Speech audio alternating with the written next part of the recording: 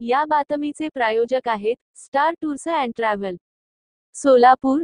दिनांक 20 ऑगस्ट 2024 रोजी अक्कलकोट तालुका मुक्काम पोस्ट हंजगी येथे राहत असलेल्या श्रीमती हमीदा नबीलाल मुल्ला या महिला हंजगी ग्रामपंचायत यांच्या विरोधात जिल्हा परिषद पूनम गेट समोर सहपरिवार उपोषण करिता बसल्या होत्या।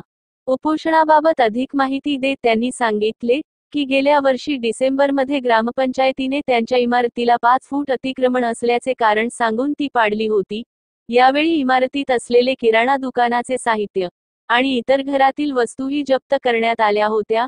जप्त केलेली सर्व मालमत्ता ही परत मिळण्याबाबत वारंवार ग्रामपंचायतला अर्ज व निवेदनद्वारे मागणी केली असता हंजगी ग्रामपंचायत यांच्याकडून कुठलाच प्रतिसाद मिळत नसून केवळ द्वेष भावनेतून त्रास देत असल्याचे सांगितले।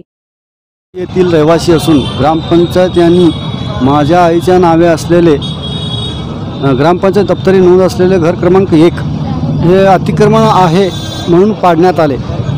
पण अतिक्रमण माझे 5 फुटापेक्षा जास्त पाडून व माझ्या राहत्या घरातील संपूर्ण जीवनावश्यक वस्तू यांना कोणीही अधिकार न दिले असता माझे संपूर्ण आज कमीत कमी 9 महिन्यापासून माझे संपूर्ण जीवनावश्यक वस्तू व घरातील संपूर्ण साहित्य आजपर्यंत ग्रामपंचायतीने डांबून ठेवले असून यांच्यावर योग्य ती कारवाई करण्यात यावी अशी मी प्रशासनास विनंती करतो। या प्रकरणी मुल्ला यांनी सोलापूर ग्रामीणचे अप्पर पोलीस अधीक्षक प्रीतम यावलकर यांना निवेदन दिले।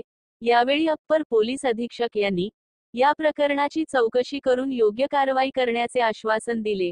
यानंतर मुल्ला यांनी आपले उपोषण स्थगित केले। मुल्ला यांच्या मते या प्रकरणात त्यांच्यावर अल्पसंख्याक असल्याने अन्याय झाला आहे।